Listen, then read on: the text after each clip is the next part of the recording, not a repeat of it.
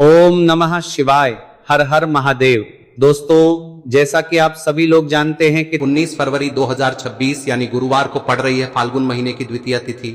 और दोस्तों, ये वो तिथि है जो फाल्गुन महीने में पड़ने वाली सबसे बड़ी तिथि है और इस दिन फुलेरा दूज का व्रत भी रखा जाएगा और इसी दिन किया गया 2 तेल के दीपक का उपाय कभी भी खाली नहीं जाता है और इसका बहुत ही बड़ा और विशेष महत्व होता है। पूज्य गुरु जी ने कहा है, अगर कभी भी मौका लग जाए और फाल्गुन महीने की फुलेरा दूज गुरुवार को पड़ जाए तो आप लोगों को 2 तेल के दीपक वाला उपाय तो अवश्य ही करना चाहिए और इन दोनों का संयोग बहुत ही कम आता है। और दोस्तों, पूज्य गुरु जी ने अपनी शिव महापुराण की कथा में बताया है, इस दिन आपको 2 दीपक वाला उपाय तो अवश्य ही करना चाहिए क्योंकि ऐसा दिन पूरे साल में सिर्फ एक ही बार आता है। और दोस्तों, आप सभी लोग जानते हो कि फुलेरा दूज का अगर सबसे बड़ा कोई उपाय है तो वो 2 तेल के दीपक वाला उपाय है। तो दोस्तों, इस फुलेरा दूज के दिन आप लोगों को इस 2 दीपक वाले उपाय को जरूर करना है। बहुत सारे लोग होंगे जिन लोगों ने इस उपाय को न किया हो, मतलब पूरा साल निकल गया और उन्होंने किसी भी दिन इस दीपक वाले उपाय को न किया हो, पर दोस्तों आपके पास एक आखिरी मौका बचा हुआ है जो कि 19 फरवरी के दिन है। तो इस दिन आप लोगों को इस वाले उपाय को जरूर कर लेना है, भले ही आपने पूरे साल भर इस उपाय को ना किया हो, पर अगर आपने इस फाल्गुन महीने में पड़ने वाली फुलेरा दूज के दिन अगर इस वाले उपाय को कर लिया तो आपको इस उपाय को करने का वो फल मिलेगा जिसकी आपने कभी कल्पना भी नहीं करी होगी।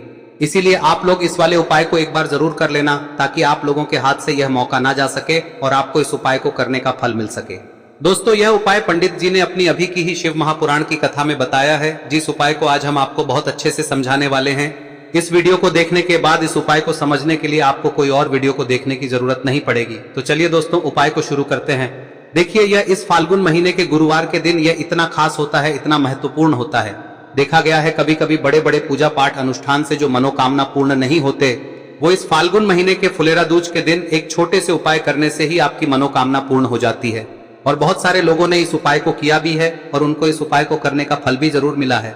अगर आप लोग भी इस उपाय को गुरुवार फुलेरा दूज के दिन करना चाहते हैं तो आप इस उपाय को पहले अच्छे से समझ लेना, सुन लेना, उसके बाद करना। आपको इस उपाय का फल जरूर मिलेगा और इस उपाय को कर लेने से आपके घर में चाहे किसी भी प्रकार की दुख और समस्या क्यों ना चल रही हो, आपको उसका कारण भी नहीं पता है कि भाई यह समस्या किस कारण से चल रही है, उसका कुछ भी कारण हो सकता है, जैसे पितृदोष हो सकता है या किसी भी तरह का मंगल दोष भी हो सकता है। तो इस दिन आप लोगों को यह वाला उपाय कर लेना है। यह एक ऐसा उपाय है जिस उपाय को अगर किसी विशेष दिन पर किया जाए तो भाई उस विशेष दिन का जो है वह तो हमें मिलता ही मिलता है, पर हमने उस दिन पर इस उपाय को किया है तो हमें उससे भी बड़ा फल मिलता है और फल बहुत जल्दी मिलता है क्योंकि आप इस उपाय को बहुत ही बड़े और विशेष दिन पर कर रहे हो। तो चलिए अब उपाय के बारे में बात करते हैं, लेकिन उससे पहले आप लोगों को यह जानना आवश्यक है कि आखिर यह उपाय किस समय करना है, किसको करना है और कैसे करना है। तो चलिए हम आगे आपको वीडियो में एक एक करके बता देते हैं, लेकिन उससे पहले अगर आप लोग हमारे चैनल पर नए हैं तो हमारे चैनल को सब्सक्राइब कर लेना और इस वीडियो को लाइक करके कमेंट बॉक्स में श्री शिवाय नमस्तुभ्यम ओम नमः शिवाय जरूर टाइप कर देना। और अपने फायदे के लिए, गरीबी दूर करने के लिए इस वीडियो को पूरा देखकर जाना, तभी आपको लाभ की प्राप्ति होगी। यदि आज आपने वीडियो को बीच बीच में से देखा, काट काट कर देखा, तो आपको जीवन में कभी सफलता हासिल भी नहीं होगी। तो दोस्तों, इस 2 दीपक वाले उपाय को हमें इस फुलेरा दूज के दिन कैसे करना है, किसको करना है, किस समय करना है और कहां पर करना है, ये सारे सवालों के जवाब आपको इस वीडियो में मिल जाएंगे। और जो ये वीडियो देखेगा भाई उसको 2 तेल के दीपक वाला उपाय जरूर करना चाहिए क्योंकि इस दिन दीपक का भी बहुत ही बड़ा और विशेष महत्व होता है। और जब बात आ जाए 2 तेल के दीपक की तो ये सोने पे सुहागा वाली बात हो जाती है और ये एक बहुत ही बड़ा उपाय हो जाता है इस गुरुवार फुलेरा दूज का। अब हम समझते हैं इस वाले उपाय को हमें करना किस समय है, इस दीपक वाले उपाय को हमें इस फुलेरा दूज के दिन करना किस समय है। तो देखिए, इस उपाय को करने का जो समय है वह सुबह का समय है और शाम का समय भी है। अब देखिए, यहाँ पर हम मुख्य रूप से सुबह का समय नहीं बोलेंगे क्योंकि 19 फरवरी गुरुवार फुलेरा दूज का दिन है और इस दिन प्रदोष काल के समय का बहुत महत्व होता है। बाकी अगर सुबह के समय भी करेंगे तो भी अच्छा होगा, उसमें कोई भी दिक्कत वाली बात नहीं है। तो चलिए जानते हैं इस विशेष उपाय के बारे में, लेकिन उससे पहले एक प्रार्थना, अगर आप इस चैनल पर नए हैं तो आप इस वीडियो को लाइक करें, चैनल को सब्सक्राइब करें और कमेंट बॉक्स में आप अपनी राशि या अपना नाम जरूर डाल दें क्योंकि हम राशि से जुड़ा भाग्य भी बताते हैं और भाग्य में चल रही परेशानियों को दूर करने के लिए वह आसान से आसान उपाय भी बताते हैं। तो चलिए अब हम अपने सबसे पहले उपाय की बात कर लेते हैं। देखिए, फाल्गुन मास के दिनों में विशेषकर भगवान शिव और माता पार्वती और विष्णु भगवान का पूजन किया जाता है। अब साथ ही साथ फुलेरा दूज का दिन भी पड़ गया। समझ लीजिए, आपके जीवन में धन भी आएगा, सुख भी आएगा, धन बढ़ेगा भी और साथ ही साथ आपके जीवन के सारे संकटों को भगवान शिव जी दूर कर देंगे। तो चलिए सबसे पहले बात कर लेते हैं सबसे पहले उपाय की, जो कि फुलेरा दूज वाले दिन आपको विशेषकर करना है। और इस उपाय को करने से आपकी कोई भी ऐसी इच्छा कोई भी विश जो अभी तक अधूरी है, पूरी नहीं हो रही है, तो आपकी बड़ी से बड़ी विश और मनोकामना भी पूरी हो जाती है जब आप गुरुवार फुलेरा दूज वाले दिन इस पहले उपाय को कर लेते हैं। तो देखिए, आप सभी जानते हैं कि श्री हरि विष्णु जो है उन्हें तुलसी दल सबसे प्रिय है। बिना तुलसी माता के श्री हरि विष्णु अधूरे हैं और बिना तुलसी पत्तों के श्री हरि विष्णु का भोग अधूरा है।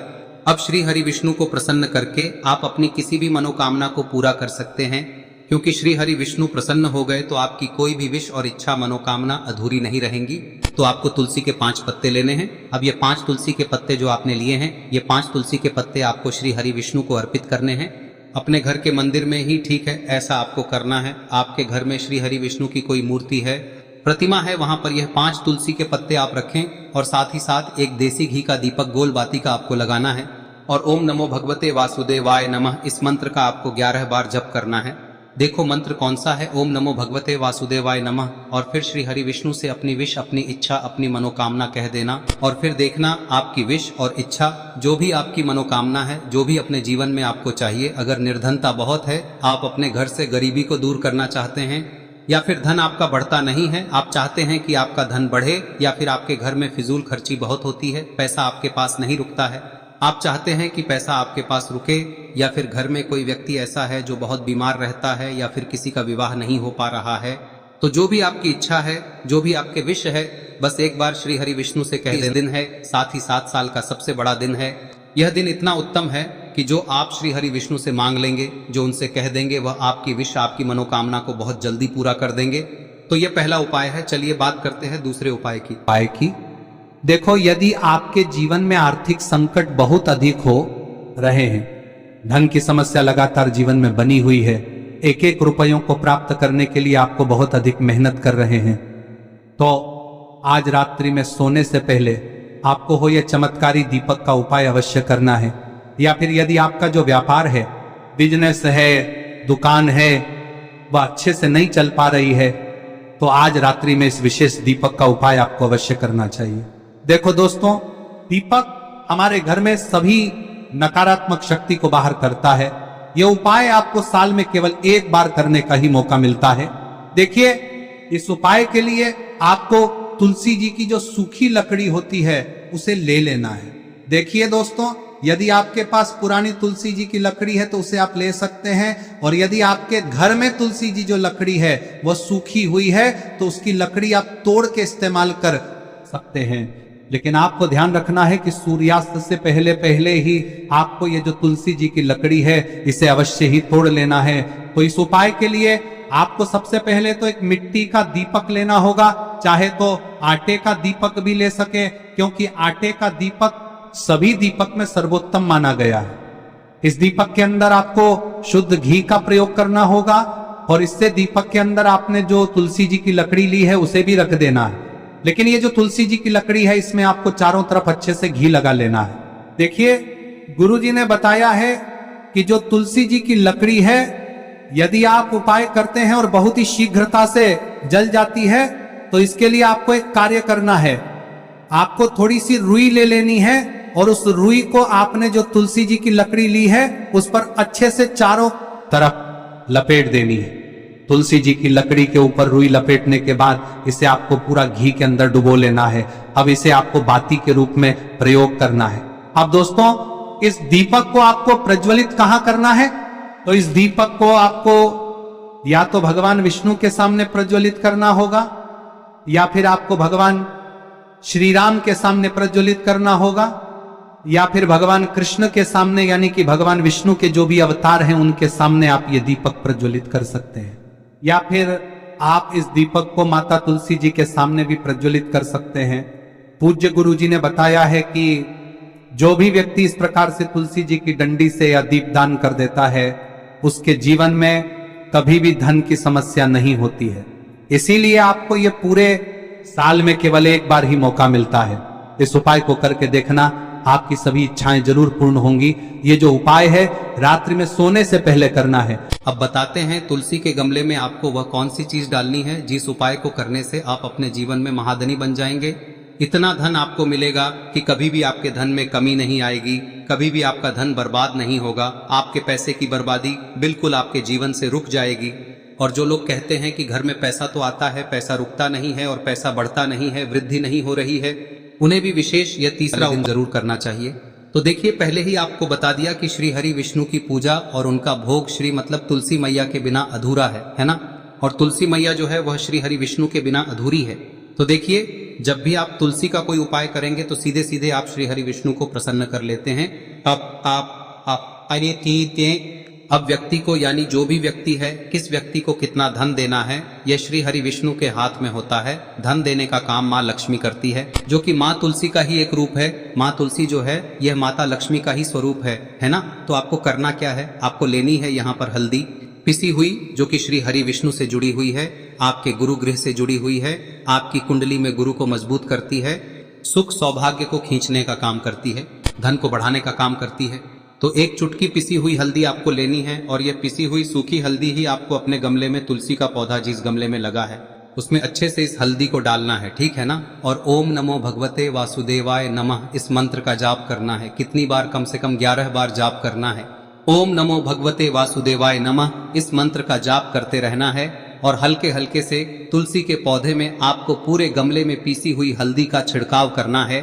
तो देखिए, जो व्यक्ति लेता है, ऐसा समझ लीजिए अपने जीवन से नहीं आने वाली 7 पीढ़ियों के जीवन से निर्धनता और गरीबी को दूर कर देता है। क्योंकि हल्दी जो है ना, यह साधारण नहीं है। हल्दी इतनी उत्तम होती है कि रातों रात आपके जीवन में चमत्कार करती है। आपने देखा होगा कि कोई भी शादी होती है, विवाह होता है ना, कोई भी ऐसा शुभ काम हम करते हैं उसमें हल्दी जरूर लेते हैं। गृह प्रवेश जब हम करते हैं तो हल्दी के स्वास्तिक का निर्माण करते हैं। कोई भी अच्छा काम करने जा रहे हैं, हल्दी उसमें लेते हैं और हल्दी जो है ये आपके गुरु ग्रह को मजबूत कर देती है। अंत में शेष जल और उस पात्र के अंदर आपको बचा लेना है। अब आपको बृहस्पति ईश्वर महादेव का स्मरण करना है और आपके पास जो चने की दाल है इसे आपको अपने सीधे हाथ में रखनी है। देखिए, गुरु का दिन है, इसीलिए आपको ओम नमो भगवते वासुदेवाय इस मंत्र का जाप भी करना है। अब देखिए दोस्तों, आपके पास जितने भी चने की दाल है, चाहे 7 है, 11 है, 41 है, उतनी बार आपको बृहस्पतिश्वर महादेव का स्मरण है। और ये जो चने की दाल है इसे आपको भगवान शिव के शिवलिंग पर अर्पित कर देनी है। आपको लगातार बृहस्पतिश्वर महादेव का स्मरण करते रहना है। अब देखिए, अंत में जो आपने उस पात्र के अंदर शेष जल बचाया था, इसे आपको भगवान शिव के शिवलिंग पर ही धीरे धीरे अर्पित कर देना होगा।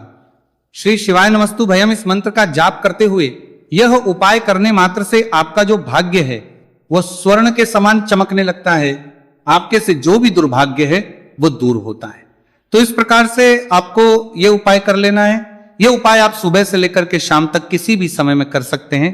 अब दोस्तों, हम जान लेते हैं गुरु जी द्वारा बताए गए दूसरे उपाय के बारे में। देखिए, इस उपाय को करने के लिए आपको सबसे पहले तो मात्र थोड़ा सा शुद्ध घी लेना होगा। देखिए, आपको मात्र आधा चम्मच ही शुद्ध घी लेना है और इसी के साथ में आपको एक तांबे के पात्र के अंदर आपने ही घर से शुद्ध जल लेना होगा। और इन सभी सामग्रियों को लेकर के आपको भगवान शिव के मंदिर में पहुंच जाना है। आप ये उपाय सुबह से लेकर के शाम तक किसी भी समय में कर सकते हैं।